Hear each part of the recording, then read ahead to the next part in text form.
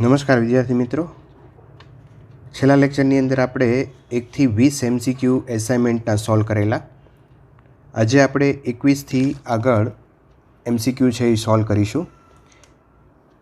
આ જે એસાઇનમેન્ટ છે એ ડિસ્ક્રિપ્શન બોક્સની અંદર આપેલું છે. જો તમારી પાસે ન હોય તો એને ડાઉનલોડ કરી લેશો. MCQ સોલ્વ કરવાની બેસ્ટ મેથડ એ છે કે પહેલાં તમારી જાતે એને સોલ્વ કરવાનો પ્રયત્ન કરો અને ત્યારબાદ જે MCQ ન આવડે એને તમે વિડીયો લેક્ચરની અંદરથી જોઈને સોલ્વ કરો. મિત્રો, બીજી વાત, આ જેટલા કંઈ MCQ અહીંયા સોલ્વ કરાવ્યું છું અથવા તમે જે કરો છો એ MCQ માત્ર એક વખત સોલ્વ કરવાથી કોઈ જ ફાયદો થવાનો નથી. સમયાંતરે આ MCQનું પુનરાવર્તન કરવું એ ખૂબ જરૂરી બનતું હોય છે. એટલે મિત્રો, તમે એવો તમારો પોતાનો રિવિઝન ચાર્ટ બનાવો કે જેની અંદર આજે કરેલા MCQ અઠવાડિયા કે 10 દિવસ પછી ફરીવાર એ MCQ રિવાઇઝ થઈ જાય. એ ખૂબ જ જરૂરી છે. તમે 5000 MCQ કરશો તો પરીક્ષામાં 5001મો MCQ પૂછાવાનો છે. એટલે બહુ વધારે MCQ કરવાથી બહુ ફાયદો થવાનો નથી. ફાયદો એ થવાનો છે કે તમે MCQ જે છે એના કન્સેપ્ટને તમારા માઇન્ડની અંદર ઉતારો. તમે 100 MCQ કરો, એ 100 કન્સેપ્ટ તમારા માઇન્ડમાં હશે તો 101મો MCQ જ્યારે આવશે ત્યારે તમને આવડશે. એટલે જરૂરી એ છે કે આનું સતત રિવિઝન થવું જોઈએ. રિવિઝન થયા પછી એની શોર્ટ નોટ્સ બનાવવી જોઈએ કે જે MCQ તમે ભૂલાઈ ગયો હોય અથવા તો તમે એને ફરીવાર ન કરી શક્યા તો એ MCQમાં તમે શું ભૂલ કરી એ તમારે નોટ્સની અંદર મૂકવું જોઈએ. તો ખાસ મિત્રો, આજની એક ટ્રીક છે કે ટિપ્સ છે એ યાદ રાખજો કે રિવિઝન છે એ ખૂબ જ અગત્યનું છે. ચાલો, તો આપણે શરૂ કરીએ. MCQ number 21. જ્યારે સ્થાનાંતર કંપ વિસ્તાર કરતાં અડધું હોય તો સરળ આવર્ત ઓસિલેટરની કુલ ઉર્જાનો કેટલામો ભાગ ગતિ ઉર્જામાં રૂપાંતર પામ્યો હશે? તો મિત્રો, અહીંયા સ્થાનાંતર જે છે એ કંપ વિસ્તાર કરતાં અડધું છે. એટલે સ્થાનાંતરને આપણે સપોઝ x કે y વડે બતાવતા હોય તો એ y = a/2 થાય. અચ્છા, તો ત્યારે કુલ ઉર્જાનો કેટલામો ભાગ ગતિ ઉર્જાની અંદર રૂપાંતરણ પામ્યો હશે? તો અહીંયા આપણે કુલ ઉર્જા બરાબર ગતિ ઉર્જા વત્તા સ્થિતિ ઉર્જા ફોર્મ્યુલાનો ઉપયોગ કરીએ તો ગતિ ઉર્જા K = E - U. અચ્છા, E એટલે ½ KA² - U ½ KY², પણ y²ની જગ્યાએ લખશું આપણે a²/4. તો કાઇનેટિક એનર્જી અહીંયા આવશે ½ KA² અહીંથી કોમન કાઢીએ તો અહીંયા 1 - 1/4 એટલે 4 - 1 એટલે 3/4. તો 3/4 × ½ KA². આ કાઇનેટિક એનર્જી આવી. હવે પ્રશ્ન એવો પૂછ્યો છે કે કાઇનેટિક એનર્જીનો કેટલામો ભાગ કુલ ઉર્જાનો કેટલામો ભાગ ગતિ ઉર્જાની અંદર રૂપાંતરણ પામ્યો હશે? આવું જ્યારે પૂછે ત્યારે મિત્રો આપણે અહીંયા આ રીતે કામ કરીએ. કુલ ઉર્જાના છેદમાં ગતિ ઉર્જા. તો કુલ ઉર્જા એટલે ½ KA², સોરી, અહીંયા ઉલટું કરવું પડશે. ગતિ ઉર્જાના છેદમાં, આમ કરો તો વાંધો નહીં પણ સીધું સ્ટેપ લખીએ. ગતિ ઉર્જાના છેદમાં કુલ ઉર્જા ગુણોત્તર લઈએ તો ગતિ ઉર્જા આવી છે 3/4 ½ KA² ના છેદમાં કુલ ઉર્જા હાફ કે એ સ્ક્વેર. હાફ કે સ્ક્વેર કેન્સલ થઈ જશે તો ગતિ ઉર્જા બરાબર 3/4 E. તો કુલ ઉર્જાનો 3/4 ભાગ છે એ ગતિ ઉર્જામાં રૂપાંતરણ પામ્યો હશે. તો અહીંયા આપણો આન્સર આવશે 1. નેક્સ્ટ લઈએ 22. લોલકના મધ્યમાન સ્થાને ઉર્જા છે એ કેટલી હોય? શૂન્ય હોય, આંશિક પોટેન્શિયલ એનર્જી હોય, આંશિક કાઇનેટિક એનર્જી હોય, કુલ કાઇનેટિક એનર્જી હોય કે કુલ ઉર્જા પોટેન્શિયલ એનર્જી જેટલી હોય. તો આપણને ખ્યાલ છે કે અહીંયા મધ્યમાન સ્થાને વેગ છે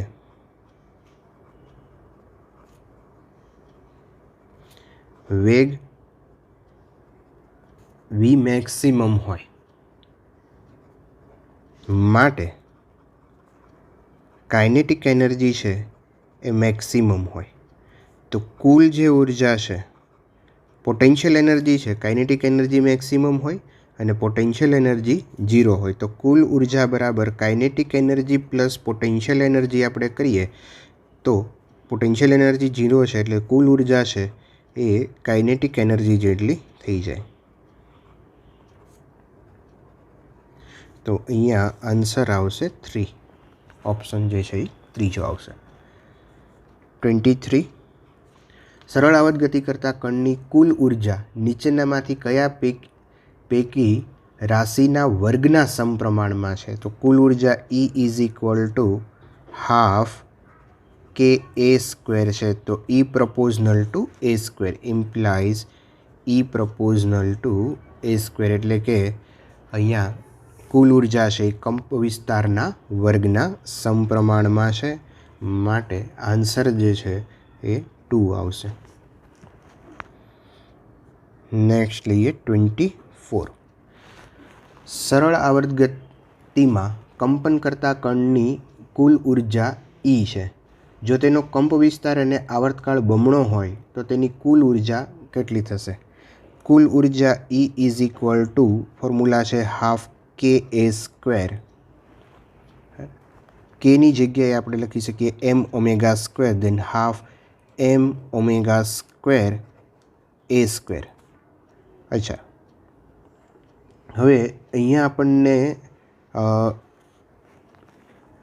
ઓમેગાની જગ્યાએ એક હજી સ્ટેપ મૂકી દઈએ 2π/t, એટલે કે E પ્રપોઝનલ ટુ, હવે હું પ્રપોઝનાલિટી લઈ લઉં છું, હાફ m કોન્સ્ટન્ટ છે બરાબર, ઓમેગા બરાબર 2π/t અને એનો સ્ક્વેર છે એટલે 4π² કોન્સ્ટન્ટ, નીચે t² આવશે અને a સ્ક્વેર, તો a²/t².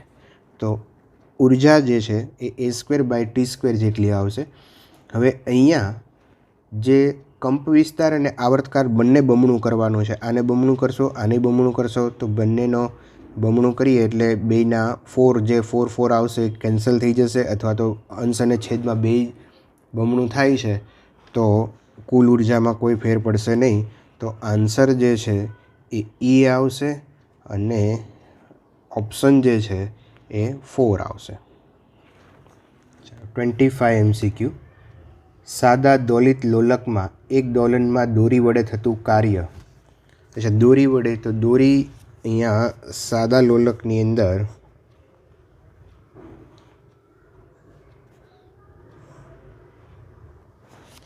આપણે જોઈએ તો દોરી વડે થતું, એટલે દોરીની અંદર છે એ તણાવ બળ ઉત્પન્ન થાય છે અને અહીંયા સ્થાનાંતર છે એ સ્પર્શકની દિશામાં હોય. તો અહીંયા બંને વચ્ચેનો જે એંગલ છે એ 90 ડિગ્રી હશે. હવે 90 ડિગ્રી એંગલ હોય તો કાર્ય W is equal to FD cos theta, theta is equal to 90 degree, then કાર્ય 0 થાય. તો અહીંયા મિત્રો કોઈ કાર્ય થશે નહીં. બરાબર. નેક્સ્ટ લઈએ 26. 5 ગ્રામના દળનો એક પદાર્થ 10 સેન્ટીમીટર કંપ વિસ્તારવાળા બિંદુની આસપાસ સરળ આવર્ત ગતિ કરે છે. તેનો મહત્તમ વેગ 100 સેન્ટીમીટર પર સેકન્ડ છે. તેનો વેગ 50 સેન્ટીમીટર પર સેકન્ડ કયા અંતરે થશે? ઓકે, તો અહીંયા આપણી પાસે એક ફોર્મ્યુલા છે v is equal to omega under root A square minus y square અથવા તો એક્સ સ્ક્વેર સ્થાનાંતરનો વર્ગ. અચ્છા, એની વેલ્યુ અહીંયા આપણને મિત્રો કંપ વિસ્તાર જે છે એ આપ્યો છે 10 સેન્ટીમીટર. ઓકે, બીજું એક આપણને મહત્તમ વેગ આપ્યો છે. તો મહત્તમ વેગ v max is equal to મહત્તમ વેગમાં એક્સ ઇઝ ઇક્વલ ટુ 0 હોય તો omega a is equal to 100 centimetre પર સેકન્ડ. અચ્છા, એની વેલ્યુ આપણે અહીંયા 10 મૂકી દઈએ તો omega multiply 10 is equal to 100, then omega is equal to 10 radian પર સેકન્ડ. ઓકે, નાવ હવે આ જે સમીકરણ છે આપણું પહેલું, એ સમીકરણની અંદર વેગ મેળવવા માટે, જ્યારે વેગ 50 થાય છે ત્યારે એક્સ મેળવવા માટે આપણે આ સૂત્રનો ઉપયોગ કરીએ. Then V is equal to omega under root A square minus x square. V આપેલો છે આપણને 50,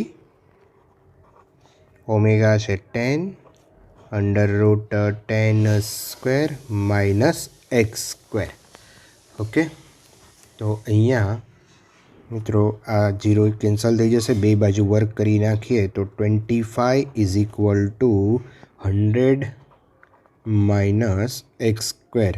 દેન x square is equal to 70, 100 minus 25, that is 75, and x is equal to root 75. Root 75 એટલે 25, 5 root 3 સેન્ટીમીટર. તો અહીંયા answer આવશે 5 root 3 centimetre. Next લઈએ 27. એક બાળક એક હિંચકા પર બેઠો છે, પછી તે ઊભો થાય છે તો હિંચકાનો આવર્તકાળ ખાલી જગ્યા હશે. અચ્છા, અહીંયા હિંચકા ઉપર જ્યારે બેઠો હોય ત્યારે એનું સપોઝ અહીંયા કોઈ હિંચકો છે અને હિંચકા ઉપર જ્યારે વ્યક્તિ બેઠી હોય ત્યારે એનું દ્રવ્યમાન કેન્દ્ર છે, એનું અને હિંચકાનું બંનેનું દ્રવ્યમાન કેન્દ્ર છે એ કંઈક અહીંયા હશે. પણ જ્યારે વ્યક્તિ ઊભી થઈ જશે, આ હિંચકો છે અને વ્યક્તિ જ્યારે ઊભી થઈ જશે ત્યારે વ્યક્તિનું અને હિંચકાનું દ્રવ્યમાન કેન્દ્ર છે એ કંઈક અહીંયા આ પરિસ્થિતિમાં કંઈક અહીંયા આવશે. તો લેન્થ છે, જ્યારે ઊભો થઈ જશે ત્યારે લોલકની લંબાઈ છે એમાં ઘટાડો થાય છે. હવે લોલકની લંબાઈમાં ઘટાડો થાય તો આપણી પાસે લોલક માટેનું સૂત્ર છે ટી બરાબર 2π under root L upon G. તો અહીંયા એલના સમપ્રમાણમાં છે, તો એલ ઘટશે, એલ ઘટે તો આવર્તકાળ પણ ઘટે. તો અહીંયા આવર્તકાળ જે છે એ ઘટે, તો અહીંયા આપણો આન્સર જે છે એ આવશે 2. નેક્સ્ટ લઈએ 28. ટ્રોલીની છત પરથી એક લોલક લટકાવ્યું છે જ્યાં તે એ પ્રવેગ સાથે સમક્ષિત દિશામાં ગતિ કરે છે, તો એનો આવર્તકાળ ખાલી જગ્યા વડે આપી શકાય. અચ્છા, જ્યારે અહીંયા આપણે કોઈ ટ્રોલી લઈએ, ટ્રોલી કે જે એ પ્રવેગથી ગતિ કરે છે, બરાબર, અને એની છત ઉપર અહીંયા કોઈ સાદું લોલક લટકાવેલું હોય તો આના ઉપર આભાસી પ્રવેગ લાગશે. આભાસી પ્રવેગને કારણે આ લોલક છે એ આ દિશામાં જશે, આભાસી પ્રવેગ એ હશે, લોલક ઉપર ગુરુત્વ પ્રવેગ છે એ જી લાગશે. તો અસરકારક ગુરુત્વ પ્રવેગ જી effective under route G square plus A square જેટલું થાય. અને આવર્તકાળના ફોર્મ્યુલા આપણે મૂકીએ તો ટી બરાબર 2π under root L upon G effective એટલે G square plus A square raise to 1/2. તો અહીંયા આવર્તકાળ જે છે આ સૂત્ર વડે આપી શકાય છે, ટી બરાબર 2π under root L upon G square plus A square raise to 1/2. અચ્છા, અહીંયા આવર્તકાળ છે એ જી સાથે કેવો રિલેશન રાખે છે એવું જો હોય તો ટી પ્રપોઝનલ ટુ અહીંયા જે જીમાં કેટલો ફેર થશે એવું જો પૂછે તો તમે આ જવાબ લખી શકો. એટલે ઓપ્શનની અંદર ખરેખર ટી બરાબર 2π√L/g² + a²⁴ હોવું જોઈતું હતું, પણ ઓપ્શન આવો આપેલો છે એટલે અહીંયા ઓપ્શનમાં તમે સુધારો કરી નાખશો. એની અંદર જવાબ છે એ આ હોવો જોઈએ. MCQ નંબર 29, પૃથ્વી પર સાદા લોલકના દોલનનો મહત્તમ શક્ય આવર્તકાળ. અચ્છા, પૃથ્વી પર સાદા લોલકનો મહત્તમ શક્ય આવર્તકાળ છે, જેમાં જે લંબાઈ તમે અહીંયા ટી પ્રપોઝનલ ટુ √L છે, એટલે કે જેમ લંબાઈ આપણે વધારતા જશું એમ એનો આવર્તકાળ છે એ વધતો જશે. પણ આ લંબાઈની એક મર્યાદા છે. લંબાઈ L એ પૃથ્વીની ત્રિજ્યા કરતાં ઓછી હોવી જોઈએ, ત્યારે આપણે આ સૂત્ર વાપરી શકીએ છીએ મિત્રો. ટી બરાબર 2π√L/g. પરંતુ જો આપણે પૃથ્વીની ત્રિજ્યાને ધ્યાનમાં રાખી અને લોલકને એટલે કે લોલકની લંબાઈ અનંત ગણી લઈએ તો એનો આવર્તકાળનું સૂત્ર તમે યાદ રાખશો. ટી બરાબર 2π√R/g. અનંત લંબાઈના લોલક માટે આવર્તકાળનું સૂત્ર છે આ. તો ટી બરાબર √R/g. આરની જે વેલ્યુ છે, જે પૃથ્વીની ત્રિજ્યા છે, એ 6400 કિલોમીટર લેવાની અને જી ગુરુત્વપ્રવેગ 9.8 મીટર/સેકન્ડ². આ કિલોમીટરમાંથી મીટરમાં કન્વર્ટ કરી એની વેલ્યુ અહીંયા મૂકશો તો આવર્તકાળની વેલ્યુ આવી જશે 84 મિનિટ અથવા તો 1.1/2 કલાક.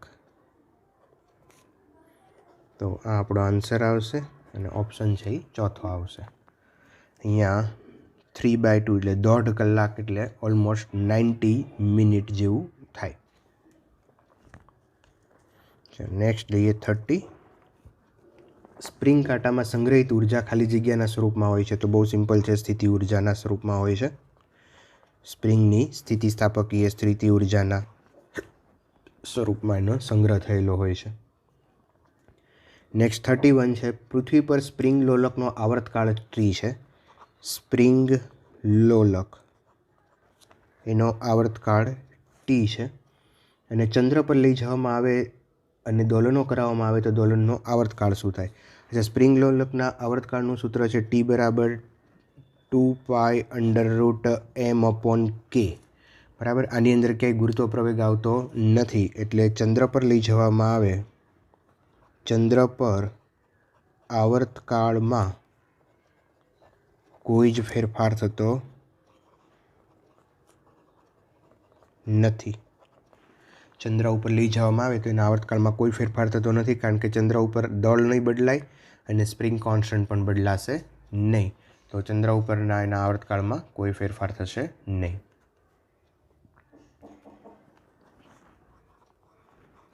$32 લઈએ.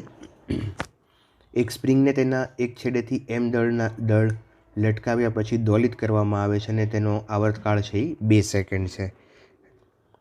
એમ દળ લટકાવવામાં આવે છે ત્યારે એનો આવર્તકાળ 2 સેકન્ડ છે અને જ્યારે 2 kg જેટલું દળ વધારવામાં આવે એટલે કે m+2 કરવામાં આવે છે ત્યારે એનો આવર્તકાળ છે એ 1 સેકન્ડ જેટલો વધે છે. એટલે પહેલાં 2 હતો, પછી 3 થઈ 1 સેકન્ડ જેટલો વધે છે, એટલે 2 + 1 3 થાય છે. તો આ દળ છે એ કેટલું હશે એ આપણે ગોતવાનું છે. અચ્છા, તો અહીંયા હું પહેલાં આ પરિસ્થિતિ જે 1 છે એ પરિસ્થિતિ માટે આપણે સૂત્ર વાપરીએ ટી બરાબર 2π√m/k = 2 સેકન્ડ. બીજી પરિસ્થિતિ માટે આપણે સૂત્ર વાપરીએ તો આવર્તકાળ T = 2π√m+2/k. કેમાં કોઈ ચેન્જીસ નથી એટલે કે ને એઝ ઇટ ઇઝ રાખશું આપણે અહીંયા. બરાબર. = 3. હવે મિત્રો આ બંનેને આપણે સોલ્વ કરીએ તો બેનો ગુણોત્તર લઈએ તો 2 કેન્સલ થઈ જશે, આ કે કેન્સલ થઈ જશે, m/m+2 કરશું તો બે બાજુ વર્ગ કરી નાખીએ, બંને બાજુ વર્ગ કરી અને એનો સમ કરીએ આપણે તો જોઈએ 2નો વર્ગ થઈ જશે 4, 3નો વર્ગ થઈ જશે 9 ઇઝ ઇક્વલ ટુ અહીંયા m/m+2. કે કેન્સલ થઈ જશે, રૂટ પણ નીકળી જશે કારણ કે બે બાજુ વર્ગ કર્યો છે. ચાલો હવે ક્રોસ મલ્ટીપ્લાય કરીએ તો અહીંયા 4m+6 is equal two 9m and 9m - 4m એટલે 5m is equal two 6. 5m is equal two 6 and m is equal to 6/5.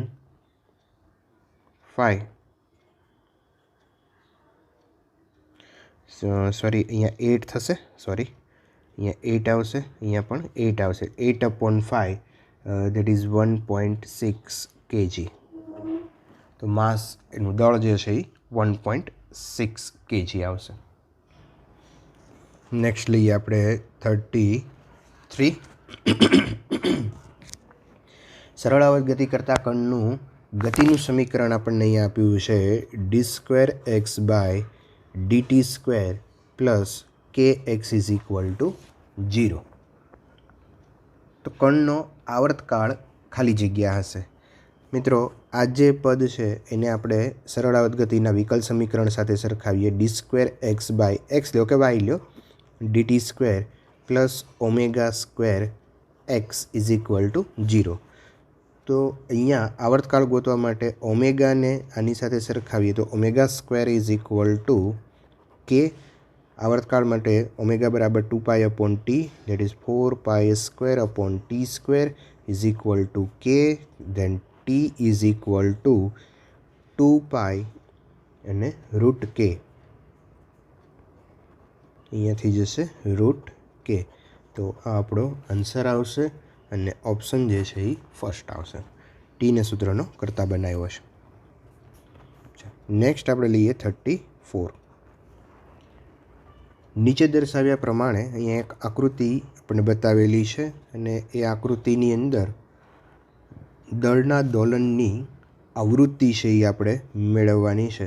મિત્રો અહીંયા એક સ્પ્રિંગ જોડેલી છે, એની સાથે એક એમ દળનો બ્લોક છે અને એની સાથે એક બીજી સ્પ્રિંગ છે જેનો સ્પ્રિંગ કોન્સ્ટન્ટ 2k છે અને પહેલી સ્પ્રિંગ છે એનો સ્પ્રિંગ કોન્સ્ટન્ટ k છે. તો મિત્રો અહીંયા જોઈ શકો છો કે આ બંને સ્પ્રિંગનો એક જે છેડો છે એ એમ દળ સાથે જોડાયેલો છે અને બીજો એક છેડો છે એ દ્રઢ આધાર સાથે જોડાયેલો છે. માટે જોડાણ જે છે અહીં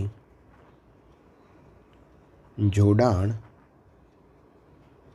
સમાંતર છે અને સમાંતર જોડાણની અંદર સમતુલ્ય સ્પ્રિંગ કોન્સ્ટન્ટ છે એ બંનેનો સરવાળો કરવાથી મળે. તો k + 2k or that is 3k. તો k ઇક્વિવેલન્ટ જે છે એ 3k આવશે. હવે આવૃત્તિનું સૂત્ર અહીંયા આપણને આવૃત્તિ પૂછી છે તો આવૃત્તિનું સૂત્ર આપણે મૂકીએ તો f is equal two 1/2π √k/m. અચ્છા, કે ઇક્વિવેલન્ટની વેલ્યુ અહીંથી મૂકીએ તો કે equivalent is equal two 3k છે, ધેન 3k/m. તો આ આપણો આન્સર આવશે અને ઓપ્શન જે છે એ થર્ડ આવશે. નેક્સ્ટ લઈએ 35. નીચેની 3 રચનામાં 5 સમાન સ્પ્રિંગનો ઉપયોગ થયેલો છે. 1, 2 અને 3 રચનામાં શિરોલંબ દોલનોનો આવર્તકાળનો ગુણોત્તર આપણે મેળવવાનો છે. મિત્રો અહીંયા પહેલી જે સ્પ્રિંગ છે એ આ રીતે આપેલી છે, એની સાથે એક એમ દળનો પદાર્થ લટકાવેલો છે. બીજી જે સ્પ્રિંગ છે એ અહીંયા 2 સ્પ્રિંગ આપેલી છે, બંનેના સ્પ્રિંગ કોન્સ્ટન્ટ છે એ સમાન છે, કે જેટલા છે અને દળ એઝ ઇટ ઇઝ એમ લટકાવેલું છે. ત્રીજી જે પરિસ્થિતિ આપી છે એની અંદર ફરી પાછી 2 સ્પ્રિંગ આપી છે અને બંનેના સ્પ્રિંગ કોન્સ્ટન્ટ છે એ સમાન છે, કે જેટલા છે, અને એની સાથે પણ એમ દળ લટકાવેલું છે. તો આ પરિસ્થિતિમાં એના આવર્તકાળનો ગુણોત્તર ગોતવાનો છે. તો અહીંયા પહેલી જે પરિસ્થિતિ છે એના માટે હું અહીંયા આવર્તકાળ લખું મિત્રો, તો T is equal two 2π√m/k આવશે. બીજી પરિસ્થિતિમાં જોઈએ તો કે ઇક્વિવેલન્ટ છે, સમાંતર જોડાણ છે, એટલે આનો કે ઇક્વિવેલન્ટ છે એ k/2 થઈ જાય, કારણ કે સમાંતર જોડાણ હોય. અહીંયા આપણે નોટ લખી લઈએ, કે ઇક્વિવેલન્ટ જે છે સમાંતર જોડાણ હોય તો k1 k2 k1 + k2. આ ફોર્મ્યુલાથી આપણે સમાંતર જોડાણમાં સમતુલ્ય જે સમતુલ્ય જે સ્પ્રિંગ કોન્સ્ટન્ટ છે એ મેળવી શકીએ. k1 k2 બંને સરખા છે એટલે k² થઈ જશે, અને નીચે k + k એટલે 2k થાય, એક k ઉડી જશે એટલે k/2. ઓકે, તો સ્પ્રિંગ કોન્સ્ટન્ટ k/2 થઈ જશે. તો એનો આવર્તકાળ T dash is equal two 2π√m/k/2. k/2 છે એ ઉપર આવી જશે, તો અહીંયા મલ્ટીપ્લાય હું √2 લખું છું. ઉપર √2 આવશે પણ બે અલગ આપી દીધા છે, કારણ કે આટલો જે પોર્શન છે એને ટી કહી શકાય, બરાબર. 2 ઉપર આવશે પણ રૂટમાં છે એટલે અહીં √2 અલગ રાખ્યું છે. અને ત્રીજું લઈએ આપણે થર્ડ, અહીંયા k + k 2k થઈ જશે. Then T double dash is equal to 2π√m/2k, પણ 2kનો જે √2 છે હું છેદમાં લખું છું, બરાબર. તો અહીંયા જો આ પોર્શન છે બધાની અંદર સેમ છે, ગુણોત્તર કીધો છે એટલે આ કેન્સલ કરી દઈશું. તો અહીંયા 1/√2 1/√2 આ આન્સર આવશે, અને ઓપ્શન જે છે એ ફર્સ્ટ આવશે. નેક્સ્ટ લઈએ 36. એક ઘડિયાળ S સ્પ્રિંગ દોલનો પર કાર્ય કરે છે.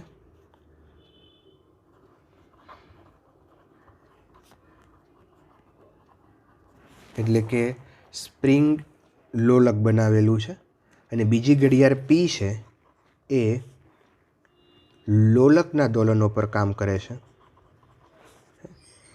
સ્પ્રિંગ અને લોલકના દોલનો માટે અહીંયા ધારો કે આ રીતે કોઈ સ્પ્રિંગ હોય, એના નીચે બ્લોક લટકાવેલો હોય.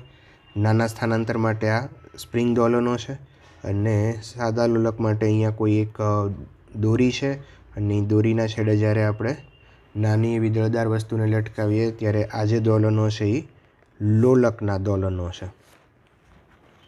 પૃથ્વી પર બંને ઘડિયાળ સાચા સમયે રાખવામાં આવે છે.